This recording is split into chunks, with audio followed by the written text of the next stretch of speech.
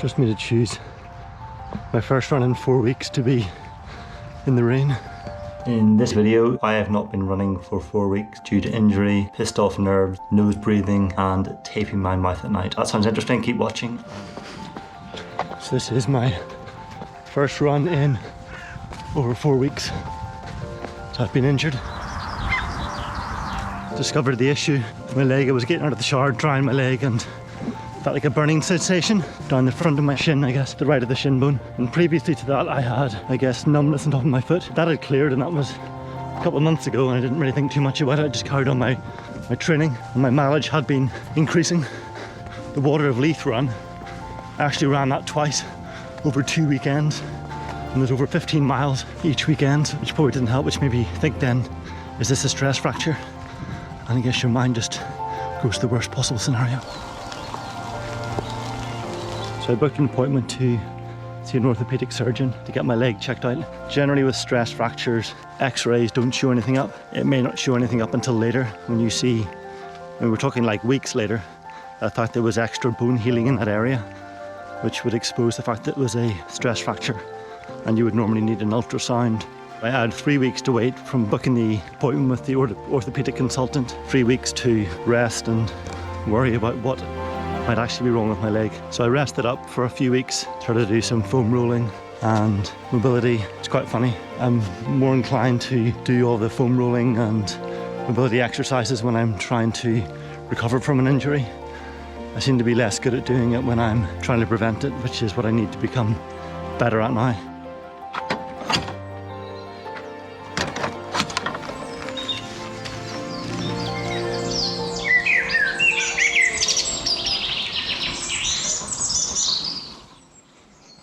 I think that sounds like a woodpecker.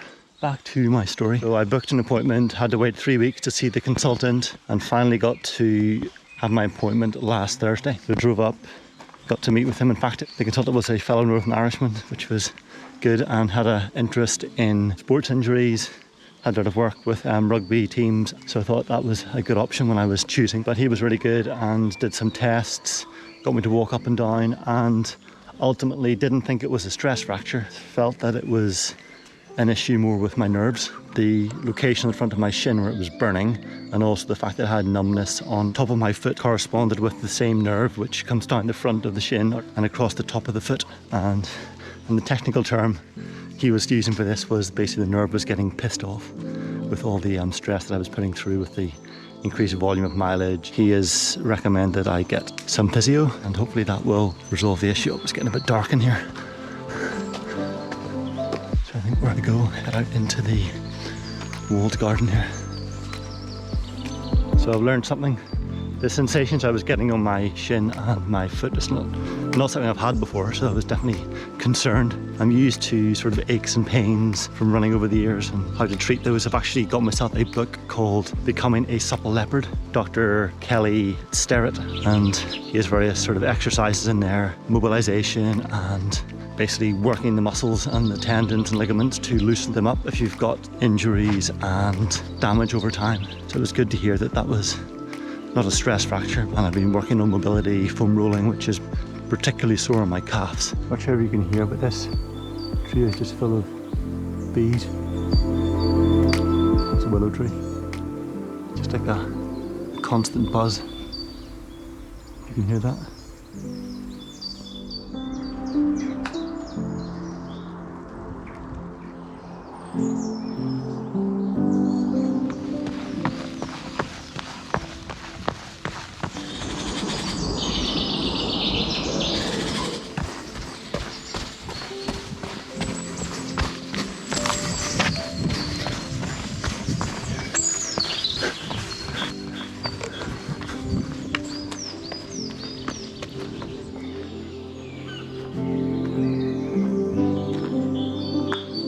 And just practicing my deep squats again. I was finding some imbalances on my right side versus my left, which could possibly be causing the problems, but hopefully see the physio in the next few weeks to be able to work on that more. But I've just been working on that on a daily basis or as regularly as I remember.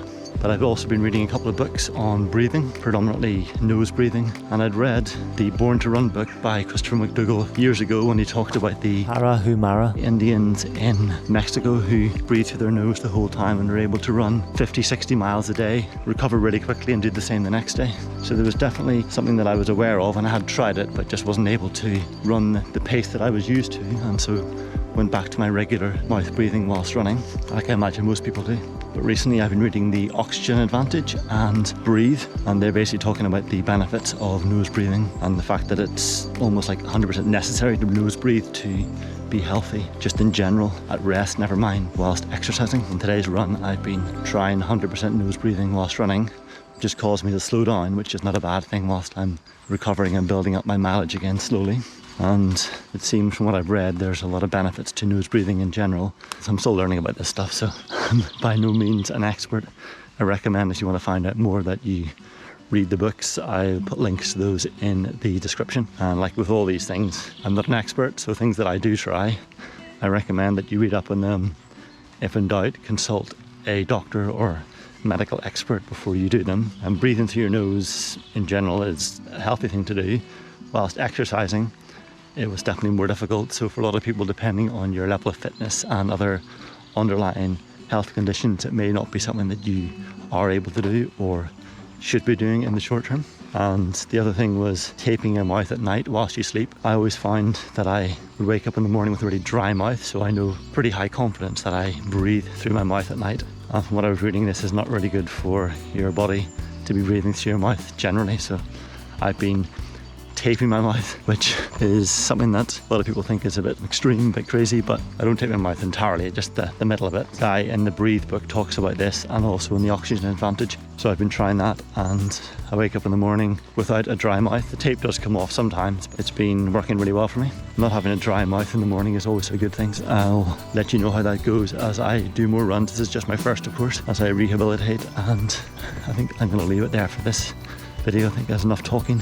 Thanks for watching. I'll leave more information in the notes. There's a lot covered in this video. The nerve issue of my leg, about nerves getting pissed off, my recovery and rehabilitation, having not run for 4+ weeks, and the breathing through my nose whilst running, which has caused me to really have to slow down. I think the other benefit of breathing through your nose whilst running is you actually lose less water vapor from your mouth when you're breathing through your nose. It stops you getting dehydrated. So in a longer run, you would actually need to drink less water, which is definitely a big benefit, I think. The Tarahumara Indians in Mexico can do it and run 50, 60 miles in a day and recover quickly. There definitely has to be something to this.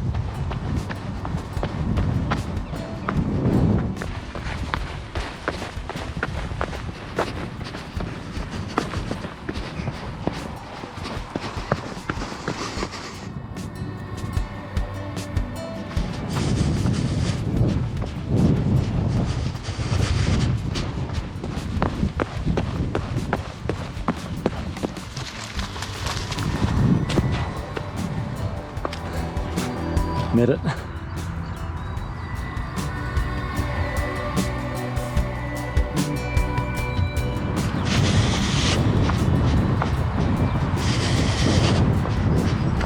Here's something interesting I learned while I was reading these books on breathing.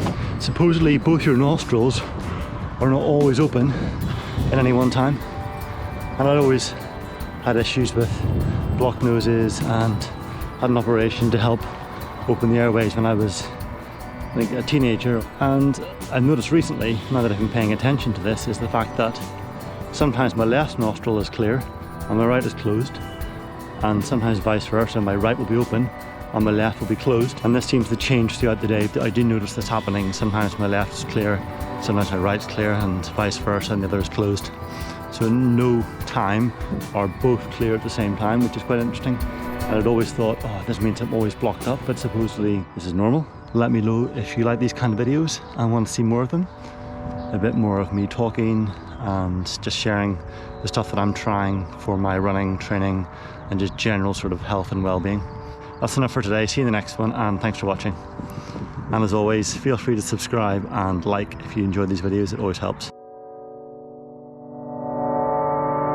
Or at least I find that when I was reading a different book, when I was reading a book by Christopher McDougall, the